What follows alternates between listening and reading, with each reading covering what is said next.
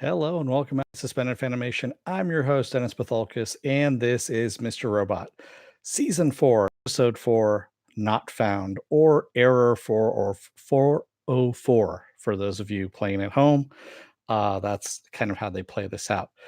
So before I start, let me get some business out of the way. If you like what you see here, hit the subscribe button, hit the like button, like, share, and subscribe. And if you want to know when I'll be on live again next, you can hit the bell down below. If you already hit it again, don't click it. If you've already hit it before, I should say don't click it because it will unclick it.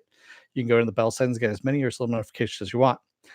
Also, if you want to see, because it's a 50-50 chance that YouTube will actually notify you when I'm on, you can actually go to my website, suspendedfanimation.com, see the whole schedule up there. I change it out every Monday.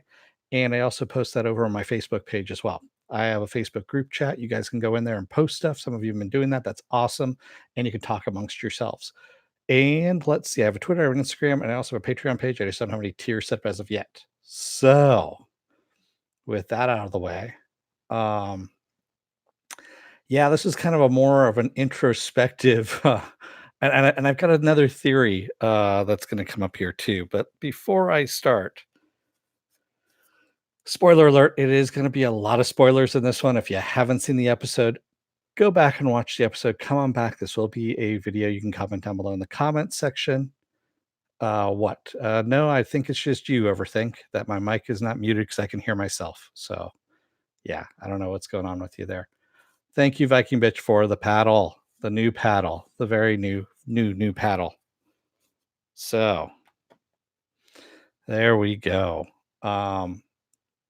Yeah.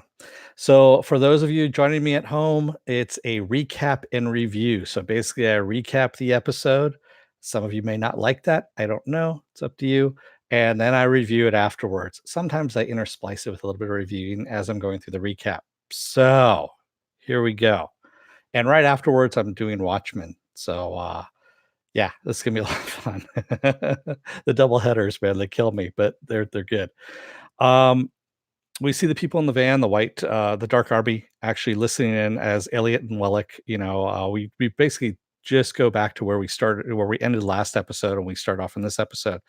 And he's in there just eating and listening to them. And Elliot's talking about about a computer program that he had to upload and didn't know if he got it right. And we hear the sound kind of crackling over the intercom there. And finally it goes out. So Elliot obviously found the antenna and pulled it. And just then the back door of the van opens up and Wellick nails the guy in the back of the head, or nails the guy in the head, and knocks him out. So Elliot goes, "Is this guy, what's going on with this guy? And is he okay? What are we going to do with him?" And he goes, "He's dead. Don't worry about it," is what Wellick tells him. Says, "Go in there, I'll wipe the logs. That way the audio wasn't sent out to the Dark Army as of yet. So if we wipe the logs and we get rid of the van, everything should be fine." Darlene, in the meantime, is calling up Elliot and telling him that Olivia's computer, or her access, didn't grant access to the bank, to the Cyprus National Bank. So they actually need to find a terminal to get into, and she found it at Virtual Reality, is what it's called, or Virtual Realty, excuse me. And she is casing the place right now since they need to get in there before the next day. And she goes, "You know what? Where the hell are you? I hope you're okay." And then she just starts going off and venting about, she better not find him hanging in his apartment, how, that he does this all the time. And yeah, she's pissed at him and she's just screaming at him. And finally, she deletes that message and re-records a nicer message to him later on. Oh, geez. Sorry. I'm just knocking stuff over here. So Dom, in the meantime, is masturbating to Darlene's picture. Who didn't see that one coming? I kind of figured that's where we were going with that one. And then when she kind of finishes with that, she gets online. She gets on IRC and is chatting with someone named Happy Hard On Henry. So for those of you who are really, really young, Happy Hard On Henry is actually a reference to Cheech and Chong. Happy Harry Hard On is the name of the character, Happy Harry Hard On. I immediately recognized it and started laughing that Sam Esmail would name a online persona Happy Hard On Henry. It was kind of a nice little aside, I guess you could say, or reference. Yeah, exactly. That's why it sounded familiar. It's a very obscure character. It's one of their characters that they do on stage, and they also did it in one of their movies as well. I've seen them both on stage and in their movies. So uh, great if you ever get a chance to, if they ever come back around and start doing stage stuff again.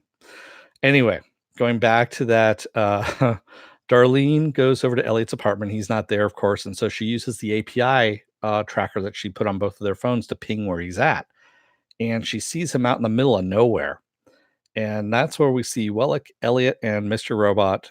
They're at a gas station, and Wellick is filling up a gas can, and he tells Elliot to go inside and pay for it and get a lighter too, because they're going to torch the van with the dead guy supposedly inside of it.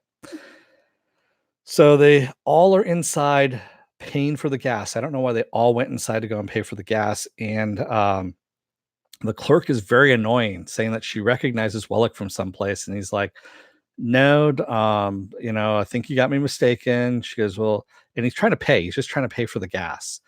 And she goes, were you on Big Brother? And he goes, yeah, I was on Big Brother. She goes, oh, that's great. And so he finally gets the change and they go outside and the van's gone. It's disappeared. Obviously, the guy was not dead, as Wellick said it was. And they are screwed now at this point. By the way, the clerk also said that the internet was down, so that was the reason why Wellick had to pay cash because Elliot was only had the e-coin on him. In the meantime, Darlene is using her computer. She is hacking a car to try and start it. And this really drunk Santa starts calling her a thief and screaming at her and go, "What are you doing to my car?" And finally, he confronts her, and she, you know, he goes, "Well, I got one question for you." She's like, "Okay, where are my keys?" She goes, "I don't know." And he goes, "Okay, I got another question for you. Can you start my car?" And she goes, "You shouldn't be driving home in this condition. Do you want me to drive you home? Just in the I'll make a deal with you. If I drive you home, because he's living in upstate New York, can I borrow your car for some errands?" And he's like, "Sure, that sounds great." And his name is Tobias, by the way, and he's dressed as Santa. So the gas station attendant, they go back in and there's no internet, which means there's also, yes, it was the worst drunk acting ever. I agree with you. Overthink. Pretty it was a pretty bad acting job. I'm fairly sure it was somebody that was just available and they popped him in there. So the gas attendant is basically saying that not only is the internet down, but the phone is down too. So they can't call like an Uber or a taxi or anything like that. And the nearest town is over in Pikes Hollow. And she said it's a long walk by foot, or if they take the path, the shortcut, it's about 25-30 minutes. And then she's going on, rambling on about, no, I know where you're Wellick. She goes, I know your face. And he's like, no, I'm not. It's not Wellick. I'm not Wellick. She goes, and she's going on and on. And finally, Mr. Robot has enough and he comes forward and goes, will you tell us what the fuck the path is? Where the fuck is the path? And she's like, well, you don't have to be so rude. And she finally tells them how to get to the path and turn to the creek and all this kind of stuff. And they can be there fairly soon. And so they end up leaving, of course.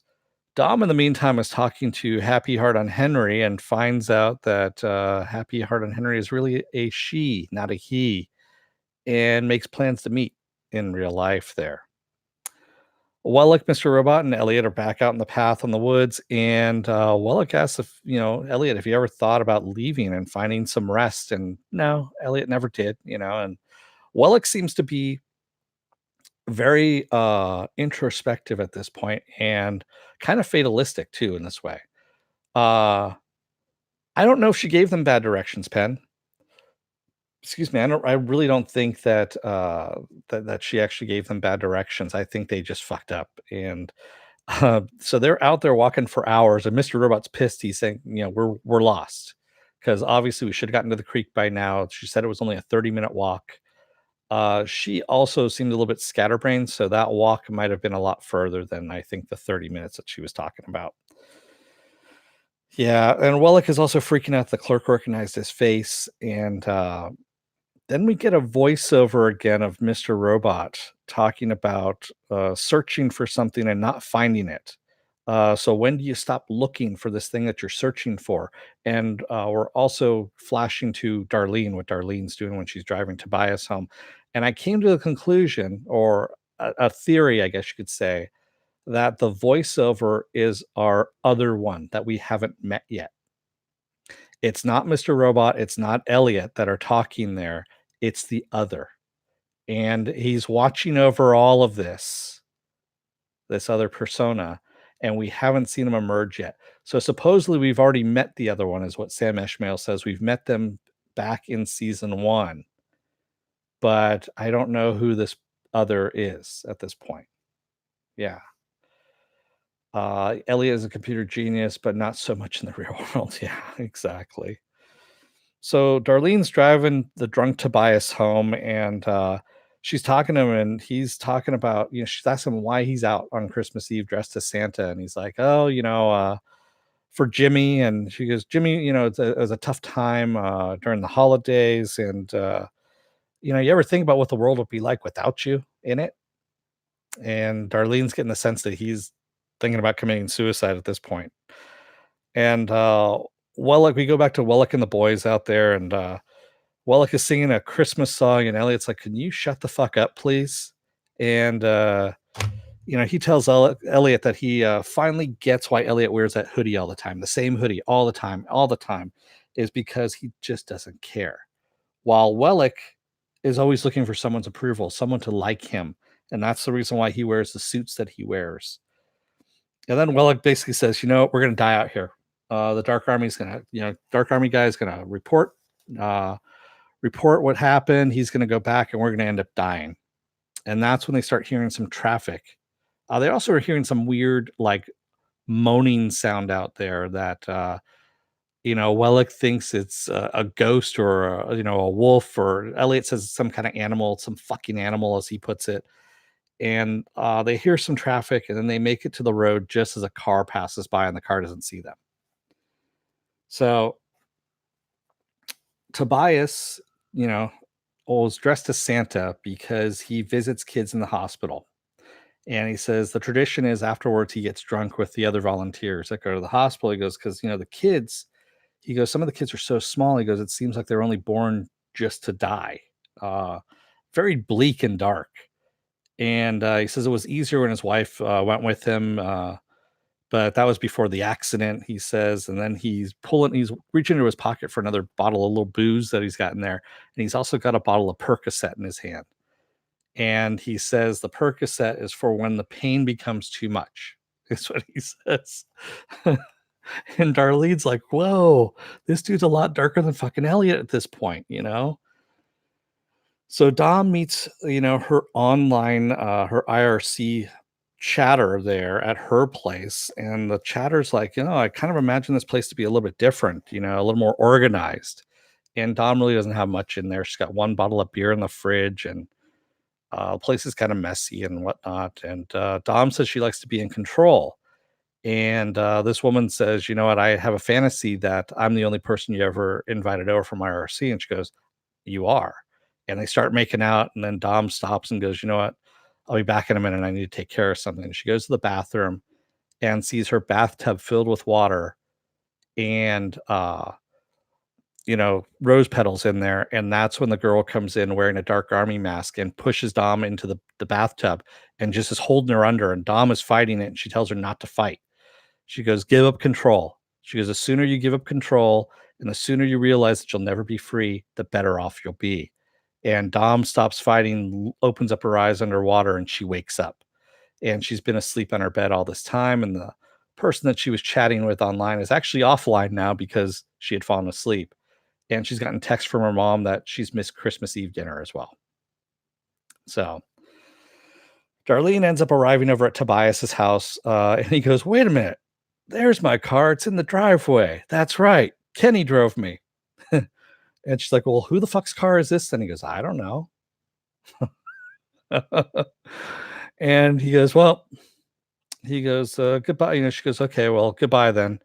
And he goes, yeah, goodbye. This is the last goodbye kind of thing. And he gets out of the car, and she's like, fuck it. She gets out and goes, I can't leave you alone. She goes, I need to try and help you. I feel responsible. And he goes, "What do you mean?" She goes, "You're going to commit suicide." And he goes, "No, I'm not." She goes, "What was that talk about Jimmy?" He goes, "Jimmy Stewart from It's a Wonderful Life." She goes, "Well, what about the goodbye being the last goodbye?" And he goes, "I quoted Steinbeck. Read a book." And then she goes, "Well, what about the fucking Percocet?" And he goes, and your wife, your wife's dead." He goes, "My wife's dead?" He goes, "Well, you said that because of the accident she died." He goes, "No, she slipped when she was hanging the Christmas lights," because you see the Christmas lights all over their house. And she hurt her back. She's in a lot of pain. That's what the Percocet's for, is because the pain is too much for her. And she's like, "Oh, you really scared me." And he goes, "You want to tell me something?" He goes, "You want to get something off your chest?" She's like, "No." She's like, "All right." So he starts walking to the house. She goes, "Wait, yeah." And then she just unloads everything on him. And he just kind of looks at her and goes, "Okay." And he walks into the house, which I thought was like a great response, quite honestly. It was just a very weird response, but at the same time, it's something a drug person would really do at that point. You unload everything about what just happened, and all her problems. And he just kind of goes, "Okay," and walks inside. So Wallach, Mr. Robot, and Elliot are still walking on the road there, and they have no cell reception. And Wallach says that, well, whatever they're walking towards ends with death, is what he says. "We're just walking towards the Dark Army. They're going to meet us there and kill us all." And he stops at the side of the road to empty a rock from his shoe and asks Elliot if Elliot ever really cared about him. And Elliot's like, "What the fuck are you talking about?" And he goes, "Did you ever really care about me?" And Elliot's like, "No, I didn't. I never did." And, Wellach's like, "Well, just go on without me."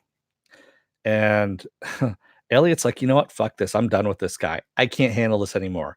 So Mr. Robot steps in and is telling Wellach, um, that he needs to come with them. They need to keep going and they need to carry on. And, Wellach says that, then Elliot jumps back in and says that he never really needed him, that he only got in the way. And Wellach is saying, "Well, you know what? You're so much in your own head that you can't see that this is over with. Everything is over with." And Elliot finally walks back to him and says, I know this." He goes, "Ever since we left the gas station, the van was missing. I knew we were dead." He goes, "I'm trying to get a phone call out to Darlene to warn her." He goes, "I got her involved in this shit. I want to get her out of it." And, um, he says that's pretty much his only thing right now, is to get her out of it. And that's why he keeps moving and why he wants him to kill along too at this point. And they're not sure how much longer they have until they're found, of course, at this point.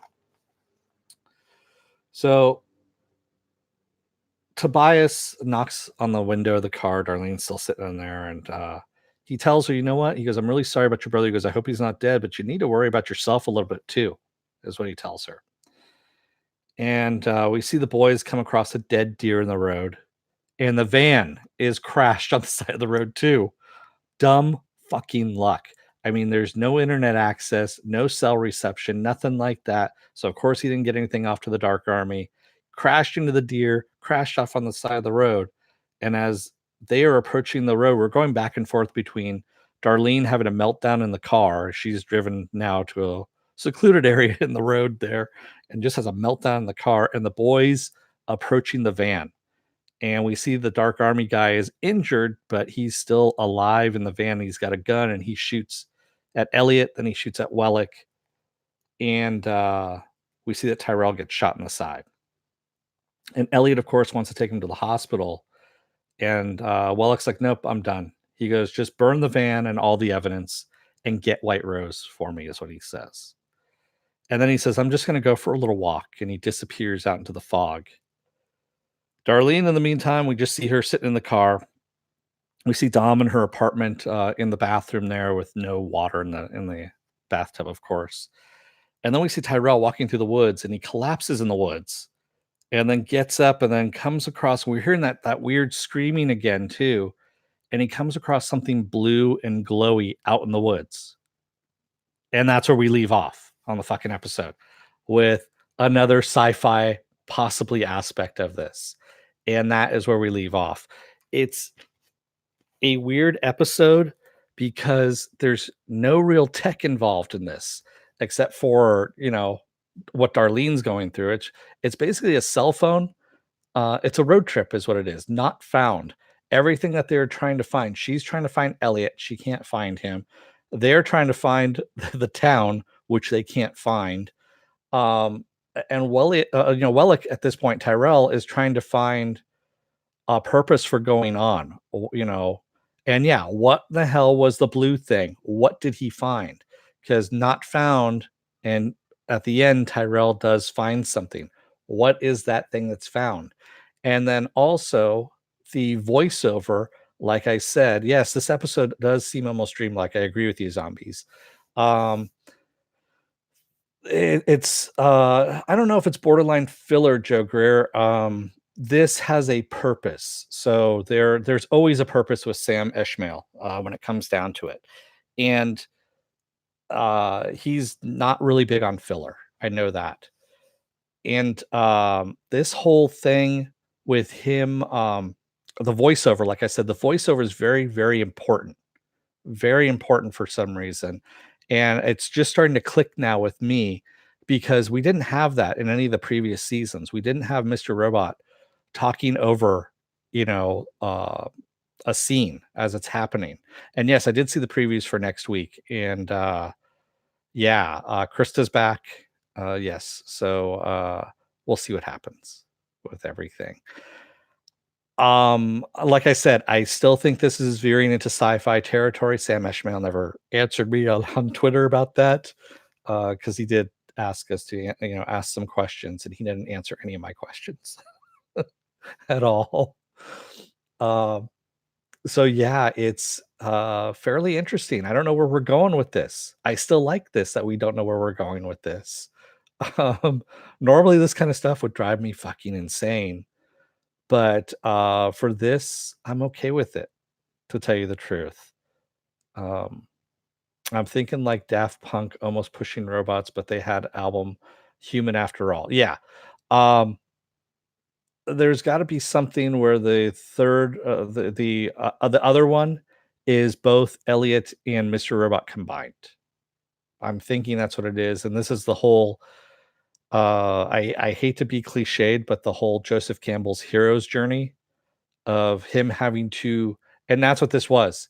This was this road trip, this walking through the woods is almost like Homer's Odyssey where he has to walk through a certain portion or he has to travel a distance in order to reconcile some stuff with himself. And Wellick was that sounding board as well. Not just emotion, just his actions too, what his actions are causing to other people and how other people are perceiving him and how he's perceiving himself. I know it's kind of all deep and everything, but shit, that's what Sam Esmail's been doing. Yeah. So good episode, really good episode. Like, it didn't need to be, it wasn't a filler episode. It wasn't a linchpin episode either, at least not at first blush here anyway. We'll know later on when everything is said and done whether or not this was something more important than it wasn't. Um, yeah, I loved the line "The internet's down" too. Yeah, I love that they didn't have access to technology. The hacker didn't have it, but Darlene did, and she still couldn't find anybody. That was her whole thing of not finding. But she did find Tobias, the drug poet.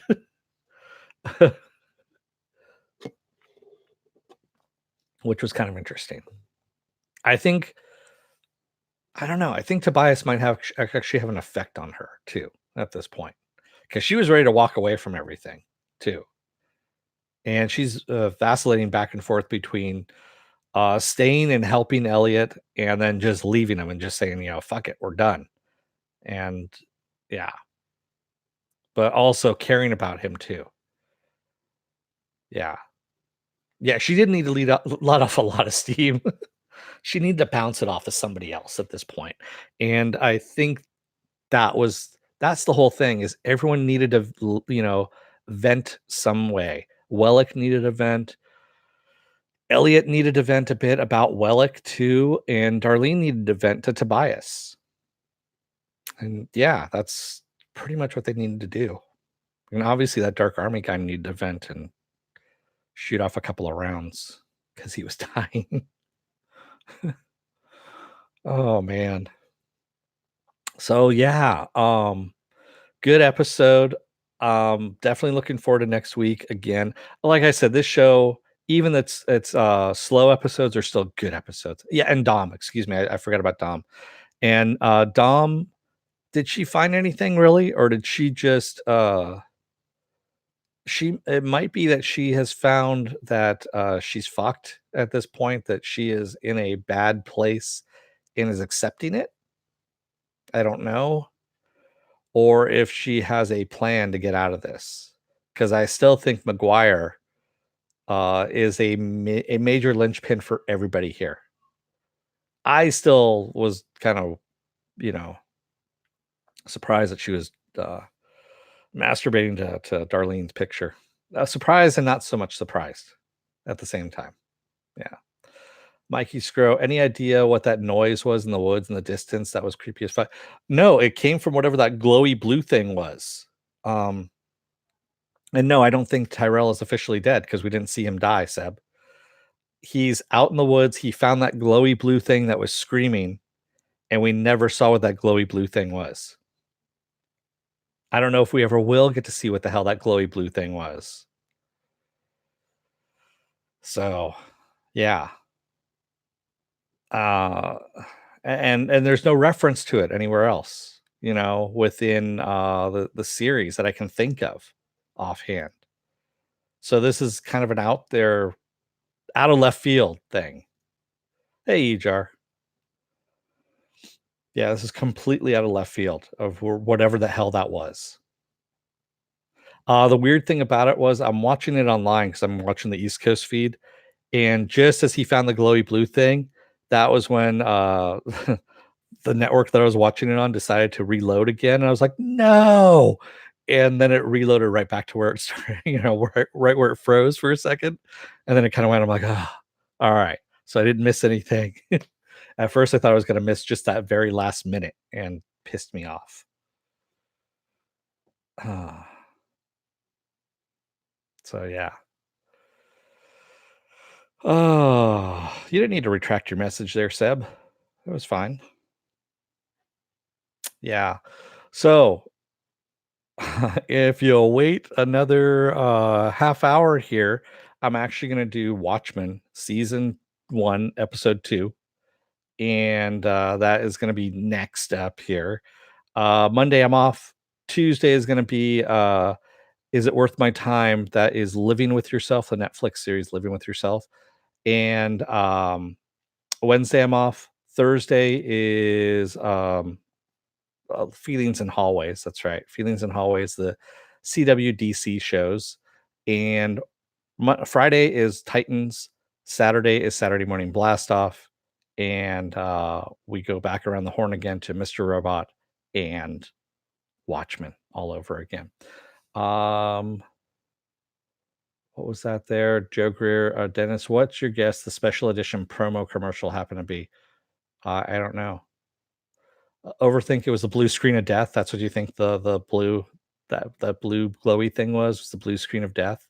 So do you think it's their world being rebooted? Overthink, maybe? Could be. Yeah. I was off Wednesday and Thursday of last week, EJR, and Monday as well of this last week. Yes. Reloaded the feed on you. Oh.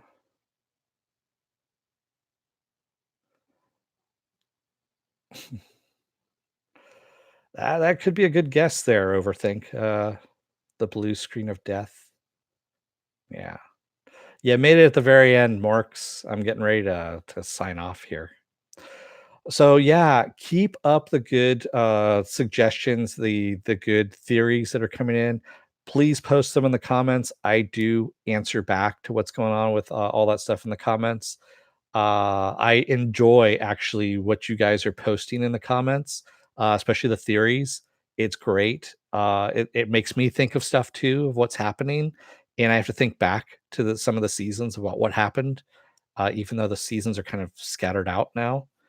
And yeah, it's interesting to see where this show goes. I'm disappointed that it's ending, but at the same time, I'm kind of glad that it's ending too on its own note.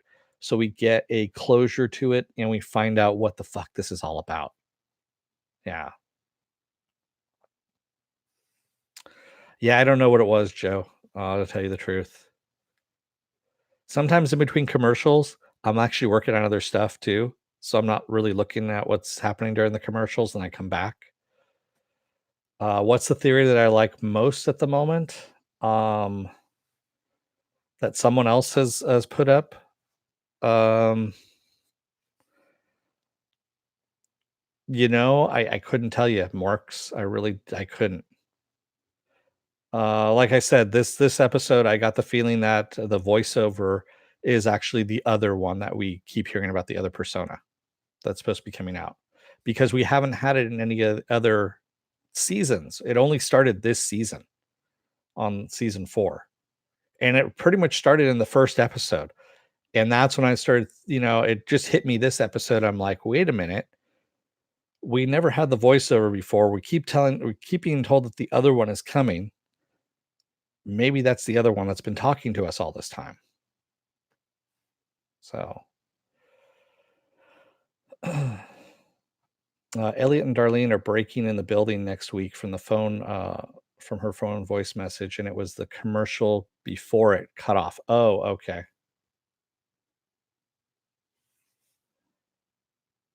Ah, I didn't realize. I honestly don't remember, Joe. I'm blanking on it for some reason. Yeah. Yeah, definitely, Mark. Send it out. Put it in the comments. Oh, you haven't finished the episode yet. Nice. Okay. Well, I'm gonna let you guys go. I'm gonna set up for Watchmen.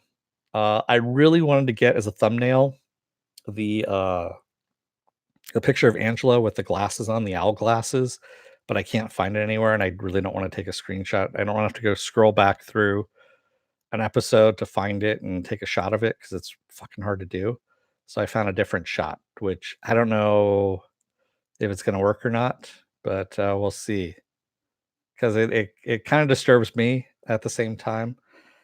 It's one of the hero things. So, yeah, I already did Google Images, Joe. That's what I was doing. Yeah. The other one reveal better makes sense. Yeah, I agree with you, Overthink. I'm fairly sure it will. Sam Ishmael says he's always known how this was going to end. He already has this thought out. And from after seeing Homecoming, the way he pieced Homecoming together, and that actually works really, really well, how he pieced everything together on that one, because he knew what the ending was going to be, and he pieced everything together. It's very well done. I think the same is going to be with this shot as well. It seemed like the one shot camera view from last season. Oh, from overhead. Yeah, he likes using that shot a lot. He used it in Homecoming too. He's used it quite a bit. I'm okay with that. Huh. I'll take a look at that, Joe. I'll see if I can find that then. All right, guys, I'm gonna let you guys go. Like I said, I need to set up and promote and all that kind of stuff for the next one. Thank you, everybody who joined me tonight in the chat. Thank you if you made it this far in the video. If you want to like, share, and subscribe, please do that as well. And if you're still on the fence about subscribing, take a look up here. There's going to be a video that pops up here. It is going to be from my vast video library based on the algorithms of all the stuff you've been watching. It's going to pluck it and put it right up there. Up here is going to be actually, it's going to be Feelings in Hallways. That's what that's going to be. Feelings in Hallways is going to be up there.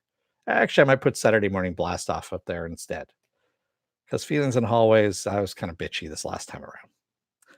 So anyway, thank you, everybody.